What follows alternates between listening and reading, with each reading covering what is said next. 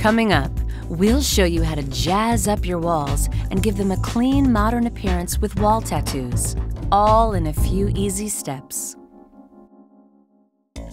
Hi, I'm Sharon Greck, a color designer with Benjamin Moore. I'm going to show you how to customize your space with one of our wall tattoo designs.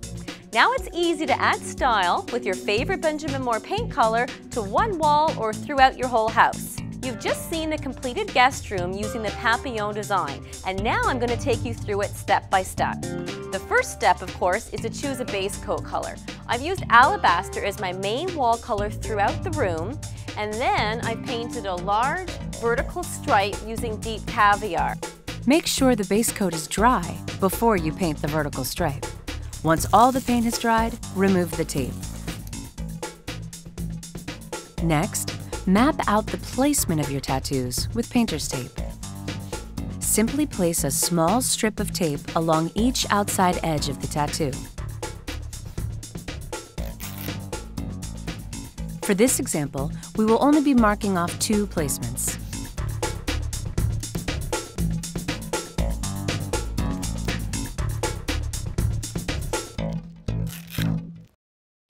Now that I've mapped out the placement for my designs, I'm going to get the tattoo ready to paint.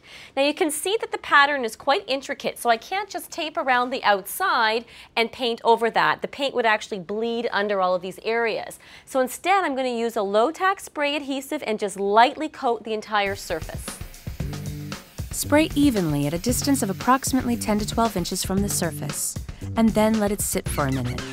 Be sure to spray only a small amount to avoid leaving a sticky residue on your wall. Now, place the tattoo inside the area on the wall marked by the tape. Gently smooth it out with your hands or a small foam roller to ensure the paint doesn't bleed under the tattoo when you begin painting. With the first tattoo in place, it's time to prepare the paint. For this demonstration, we've chosen Benjamin Moore Cherry Wine. Before you start painting, you'll want to remove the excess paint from the roller. In fact, it's handy to keep a piece of cardboard or paper handy to really roll off that excess paint. You don't need a lot of paint for this technique. The roller really needs to be almost dry to the touch.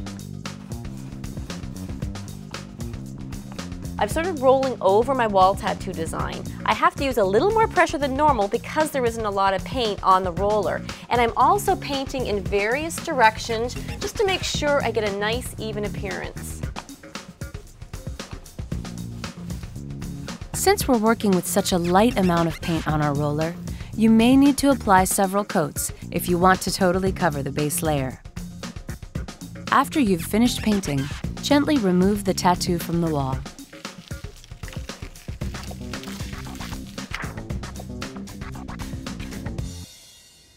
Now that was simple and it looks great, but for contrast, I'm going to repeat a second tattoo using a latex metallic glaze. Now the glazes are translucent and I want the look to be a little more opaque, so I'm going to use Alabaster as my base coat. Now repeat the same steps for the second tattoo. If your tattoos overlap, make sure you wait until the first one is dry before proceeding. Once you have mixed and poured your paint, load the roller. And remember to remove the excess paint.